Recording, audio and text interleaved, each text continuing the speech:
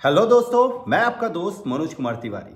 अब आप लोगों का क्लास 12th का बोर्ड एग्जामिनेशन बहुत नज़दीक आ चुका है, लेकिन बहुत सारे स्टूडेंट ऐसे होंगे जो अभी तक बोर्ड प्रिपरेशन शुरू भी नहीं किए होंगे या उनको बहुत डर लग रहा होगा कि कैसे पास करें। तो ये वीडियो उन्हीं स्टूडेंट के लिए है जो अभी तक अच्छे से प्रिपेयर नहीं किए हैं, जिनको डर लग रहा है कि वो पास कर पाएंगे कि नहीं कर पाएंगे मैथ्स में।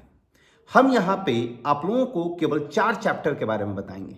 अगर आप ये 4 चैप्टर कर लेते हैं तो आप आसानी से बोर्ड में पास कर जाएंगे। और ये आसान चैप्टर भी, इसको कैलकुलस से कोई मतलब नहीं है। जिसमें सबसे पहला चैप्टर है relation and function. Relation and function से 8 नंबर का क्वेश्चन आपका बोर्ड में पूछा जाएगा, जिससे एक ऑब्जेक्टिव क्वेश्चन पूछा जाएगा। और ऑब्जेक्टिव क्वेश्चन जो है वो आपका इनवर्स ट्रिग्नोमेट्रिक फंक्शन से पूछा जाएगा, जिसमें बहुत सिंपल टाइप का प्रॉब्लम जैसे साइन इनवर्स 1/2, कॉस इनवर्स 1/√3/2, इन सब का वैल्यू क्या होगा। ये बहुत आसान टाइप का प्रॉब्लम है। इस टाइप के प्रॉब्लम को अगर आप प्रिपेयर कर लेते हैं तो 1 नंबर तो आपका कंफर्म आएगा, और इसको प्रिपेयर करने में आपको ज़्यादा टाइम नहीं लगेगा। ये हार्डली आप 15 से 20 मिनट में प्रिपेयर कर सकते हैं।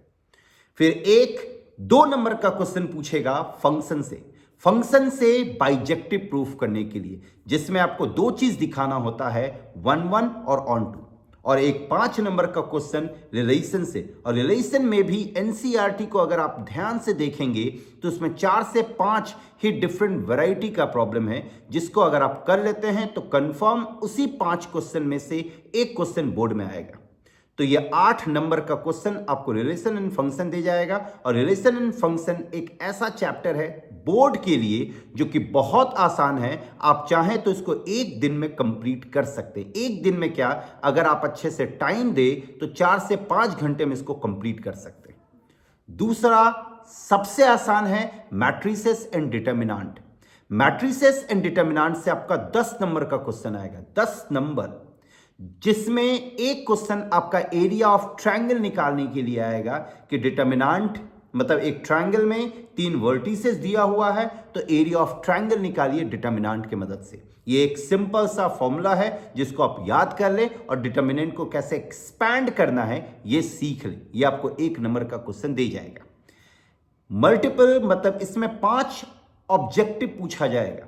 5 ऑब्जेक्टिव में एडजॉइंट का प्रॉपर्टीज आप अच्छे से याद रखें। एडजॉइंट के प्रॉपर्टीज से 1 से 2 क्वेश्चन जरूर पूछा जाएगा।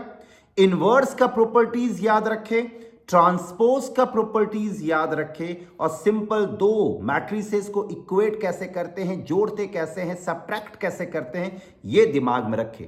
अगर आप इतना दिमाग में रखते हैं तो आप आसानी से 5 नंबर का क्वेश्चन मैट्रिसेस और डिटर्मिनेंट से पकड़ सकते हैं। एक क्वेश्चन मैट्रिसेस और डिटर्मिनेंट से 5 नंबर का पूछा जाएगा। अब वो 5 नंबर का क्वेश्चन जो पूछा जाएगा वो एडजॉइंट और सिस्टम ऑफ लीनियर इक्वेशन से रिलेटेड पूछा जाएगा। तो सिस्टम ऑफ लीनियर इक्वेशन को आप अच्छे से कर ले, आपका वहां से एक 5 नंबर का क्वेश्चन आ जाएगा।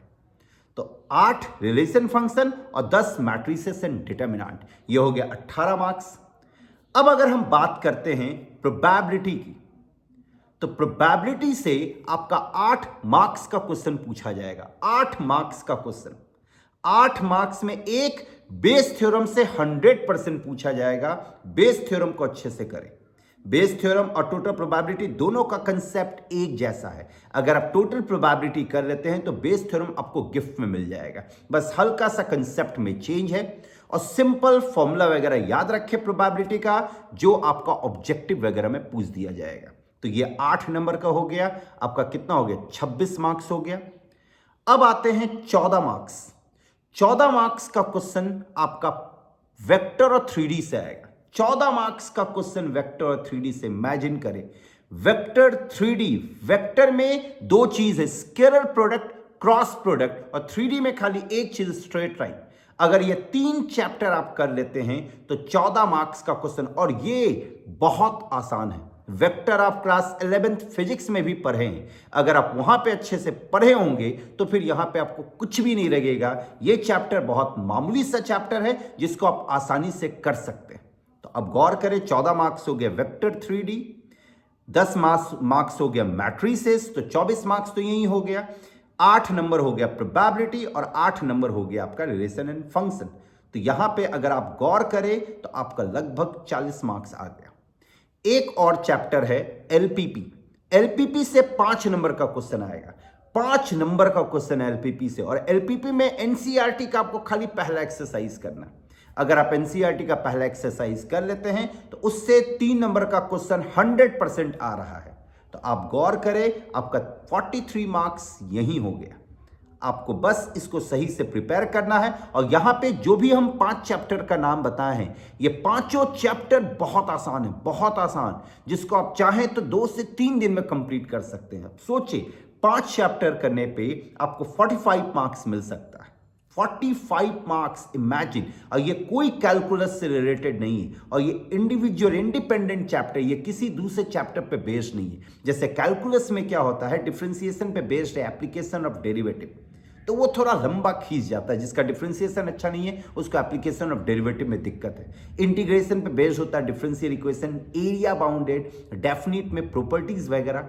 आप ये 5 चैप्टर को अगर अच्छे से करते हैं तो आसानी से आप 40 क्रॉस कर जाएंगे। और ये 5 चैप्टर करने में आपको ज़्यादा परेशानी नहीं है। और इस 5 चैप्टर में भी सबसे आसान है मैट्रिसेस और डिटर्मिनेंट, जो कि आपको 10 नंबर का क्वेश्चन देगा। याद रखें, 10 नंबर का क्वेश्चन। और वेक्टर 3D आपको 14 नंबर, 24 नंबर तो यही दे गया। और वेक्टर 3D और मैट्रिसेस डिटर्मिनेंट आपको हार्डली करने में लगेगा 2 दिन। 2 दिन अगर आप अच्छे से पढ़ लेते हैं तो 24 मार्क्स यहीं पे पास आप यहीं कर जाएंगे। तो ये वीडियो स्पेशली उन्हीं स्टूडेंट के लिए था जिनको पास करने का डर है, कि पास करेंगे या नहीं करेंगे, मतलब फेल होने का डर है। तो ये उन सारे स्टूडेंट के लिए ये वीडियो है। ये सारे चैप्टर्स को अगर आप अच्छे से देख लेते हैं तो आप आसानी से पास कर जाएंगे। इनफैक्ट मार्क्स भी आपका अच्छा आ जाएगा। ऐसा नहीं कि आप जस्ट पास करेंगे, 40 के आसपास चले जाएंगे। तो इन वीडियो को देखें। अगर उसके बाद भी अगर आपको कुछ प्रॉब्लम आता है तो कमेंट बॉक्स पे कमेंट करें। हम कोशिश करेंगे कि आपका हेल्प करें। Thank you very much. All the best.